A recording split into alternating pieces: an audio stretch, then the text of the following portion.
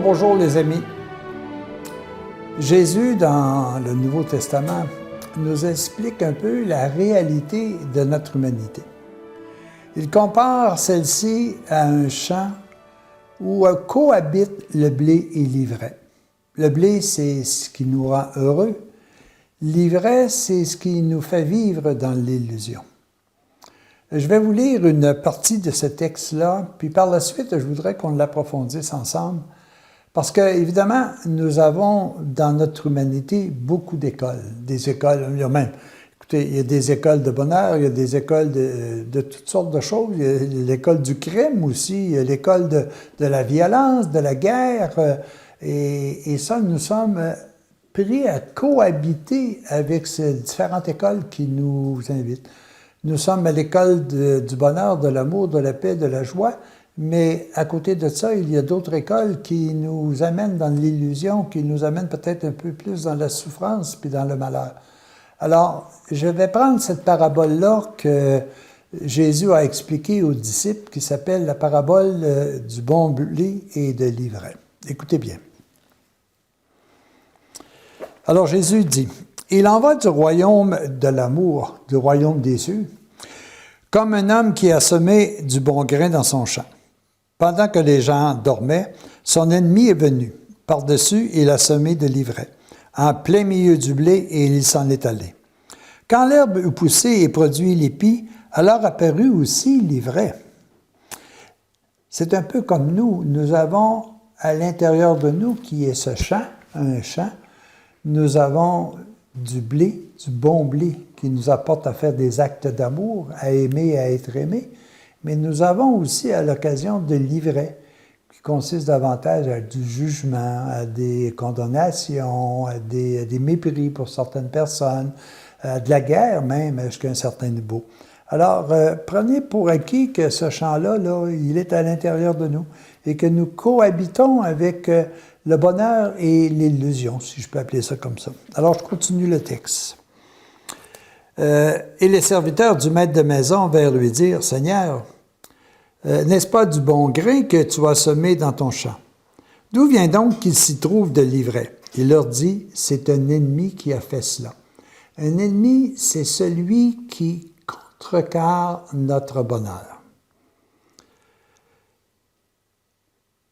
Les serviteurs lui dirent, « Alors veux-tu que nous allions la ramasser? » Non, dit-il. De peur qu'en ramassant l'ivraie, vous ne déraciniez le blé avec elle.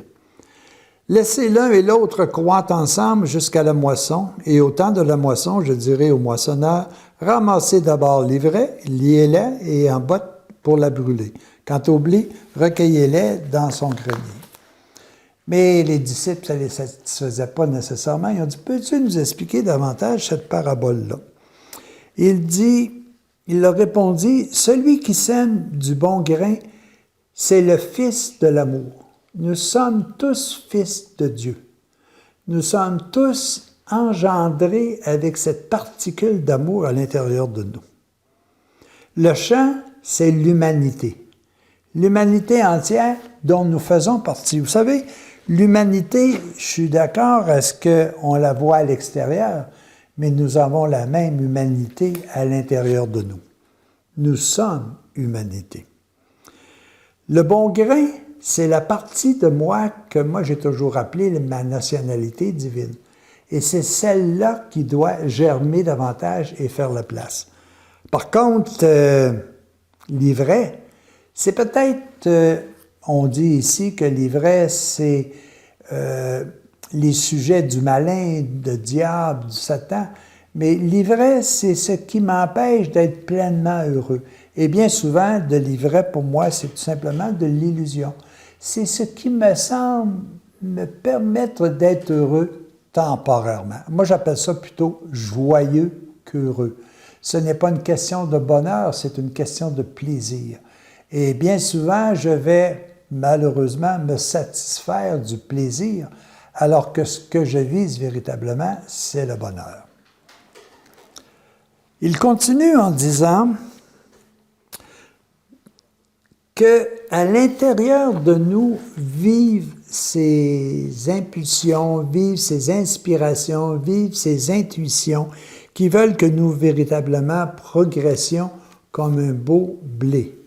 Mais il y a aussi à l'intérieur de nous ce qui nous empêche d'être véritablement ce que nous sommes. Alors à ce moment-là, c'est à nous de décider qu'est-ce que je veux recueillir. Est-ce que je veux recueillir un état d'être heureux, totalement heureux, ou est-ce que je me contente, moi, d'un plaisir instantané, d'un plaisir passager, pour le renouveler un peu plus loin, pour recommencer, alors qu'à l'intérieur de moi, mon état veut quelque chose de permanent, quelque chose de paisible, quelque chose d'amoureux, si vous voulez, de la vie, de tout ce qui m'entoure. Alors, je suis ce champ-là. Et à l'intérieur de moi, j'ai ce germe divin qui s'appelle le blé.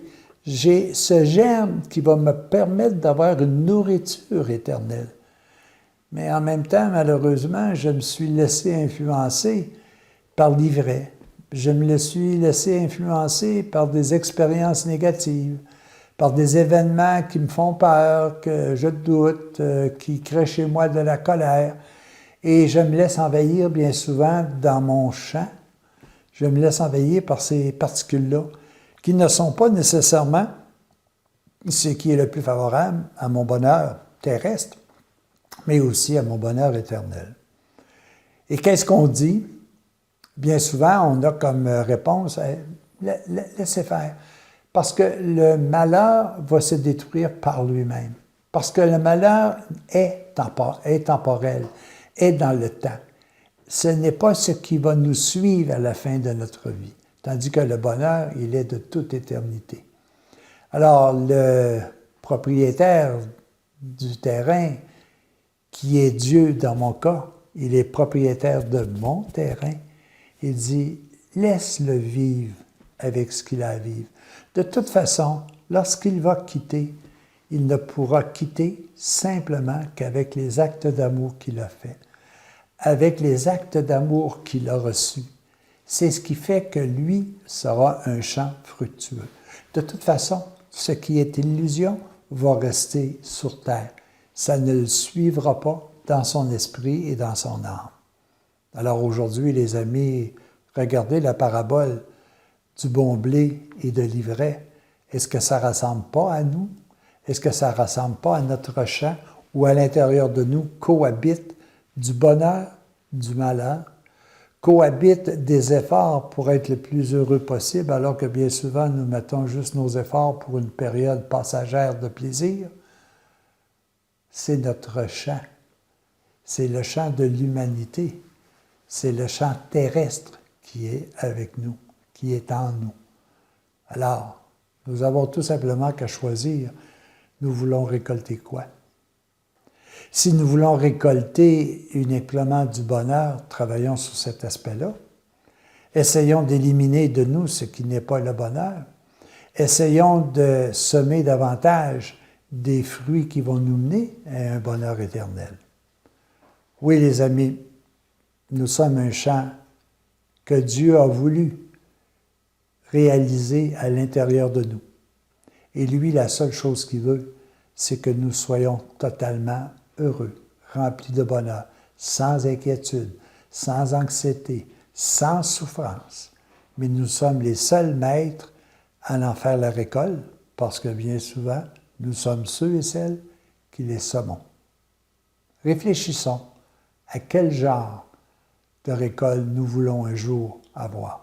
Un peu comme lorsque j'ai étudié en administration, c'est parce que je voulais agir comme administrateur. Lorsque j'ai étudié en géographie, c'est parce que je voulais être en géographie. Mais je n'ai pas fait en même temps ma médecine, mon droit, puis mon administration, puis ma géographie. Non, non. J'ai décidé que ce que je voulais faire, c'est être médecin. Alors, j'ai travaillé dans ce sens-là et je ne me suis pas laissé accaparer par autre chose. Alors, est-ce que moi et vous, qui voulons être heureux, est-ce qu'on se laisse accaparer par ce qui nous rend malheureux? Ah, nous sommes les seuls à le décider.